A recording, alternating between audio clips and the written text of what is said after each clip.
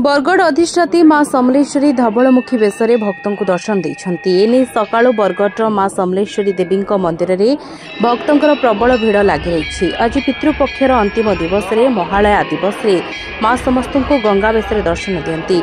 आज दिन में मां को दर्शन कले पितृतर्पण न करथिले सेतिकी पुण्य अर्जन होता है। ए उपलक्षे आज मां को बहु भक्त दर्शन करी धूप दीप फूल धरी पूजा करिसेंती एवं आशीर्वाद लाभ करिसेंती।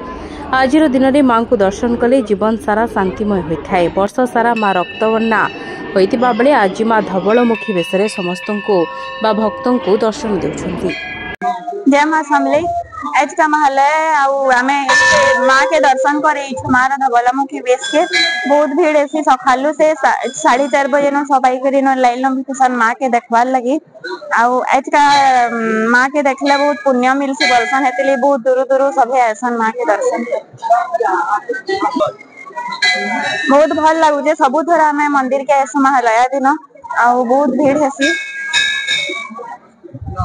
आज का मार दर्शन कले गंगा दर्शन संगे समान बोलसन लगी बहुत लोग ऐसा दर्शन कर। आज मुझे पंडित चूड़ामणि रथ मां पीठ में दीर्घ 33 वर्ष हो चंडीपाठ कर पूजा विधि संपन्न कर आज आश्विन महालया ये पुण्यतिथि आज माँ गंगा बेशरे समस्त को दर्शन देउछन्ती।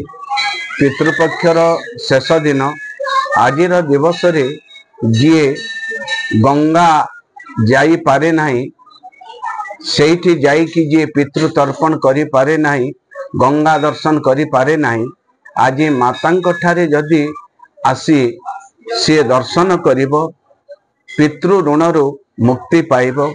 आज माँ समस्त को शुभ्रांगी बेशरे शुभ्र वर्णा आज से पुत शरीर गंगा पुत शरीर रे पवित्र शरीर रे समस्त को दर्शन देउछन्ती।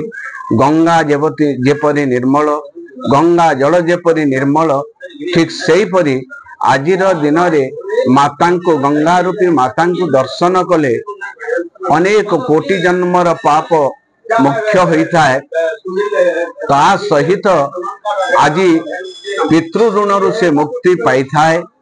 महालया ए पुण्य तिथि रे आज आमे विश्व कल्याण निमित्त मां ठारे सहस्राधिक दीप प्रज्वलन करिबु। यही दीप प्रज्वलन करिवार उद्देश्य होची सारा विश्व अंधारु आलोक को जाऊ कौनसी प्रकार विश्व को विपद न आसू यही आशा नहीं आज विश्व कल्याण पाए सहस्र दीप प्रज्वलन करा जिवो। ता सहित मांकर महालया विधि विहित पूजार्चना करी आमर अपराह्न 3 घंटा 12 मिनिट समय रे शारदीय नवदिनात्मक पूजनोत्सव पाई कलश यात्रा हेबो।